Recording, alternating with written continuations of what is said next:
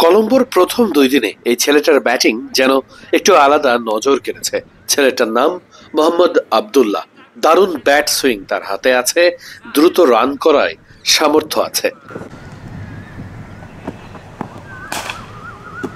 ভিডিওর শুরুতে যেমন দেখেছেন, ডাউন দা উইকেটে গিয়ে দারুণ হাঁকাতে পারেন ছক্কা।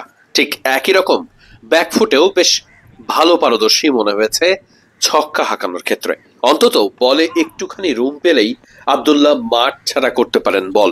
এ যেমন অনেকগুলো 6 মারার চেষ্টাতে বল নেট ভেদ করে ওপরে চলে গিয়েছিল অনেকগুলো।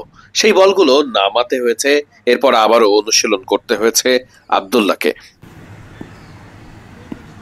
Abdullah wicket keeper batsman. খুব সহজেই যে অনূর্ধ্ব-19 দলে চান্স পেয়েছেন ব্যাপারটা এমন নয়, বরং বাদ পড়ে যাওয়ার পরে আবারও পারফরমেন্স করেই ফিরতে হয়েছে দলে। সেজন্যই নিজের পারফরমেন্স নিয়ে এতটুকু ছাড় দিতে চান না। এর আগের শটটা খেলে কোচের বাহবা পেয়েছেন, তারপরেও যেন তার মনে হয়েছে পুরো ব্যাট সুইং তার মন মতো হয়নি, তাই বারবার সেটাকে শ্যাডো করে দেখছিলেন।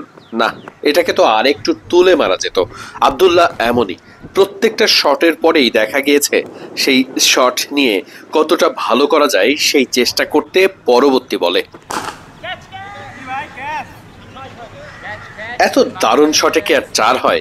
সেটি ছক্কায় হয়েছে। মোহাম্মদ আব্দুল্লাহর ব্যাটিং চোখে লেগে থাকার মতো। যত সময় নেটে ব্যাট করেছেন এমনটাই করেছেন।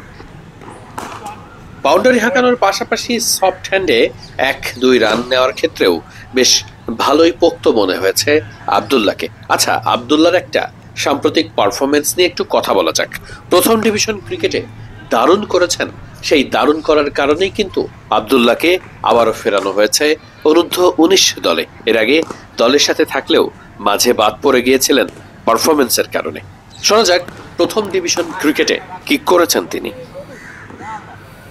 ফার্স্ট ডিভিশনে 9 ইনিংসে করেছেন 491 রান, যেখানে 3 ম্যাচেই অপরাজিত। 50 4টি, সেঞ্চুরি করেছেন 1টি। খুব স্বাভাবিক কারণেই আব্দুল্লাহকে আবারও ফেরাতে হয়েছে অনূর্ধ্ব-19 দলে।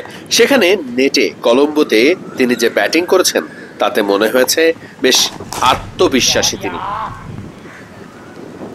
রান করে ফিরেছেন স্কোয়াডে, এখন পালা একাদশে ফেরার। আব্দুল্লাহ সেখানে ফেরার জন্য চেষ্টা করে যাচ্ছেন অনবরত। শেষ পর্যন্ত আব্দুল্লাহ কতটা সফল হবেন সেটা সময় বলে দেবে, তবে আব্দুল্লাহর প্রচেষ্টা দারুণ। অন্তত নেটের ব্যাটিং সে কথাই বলে।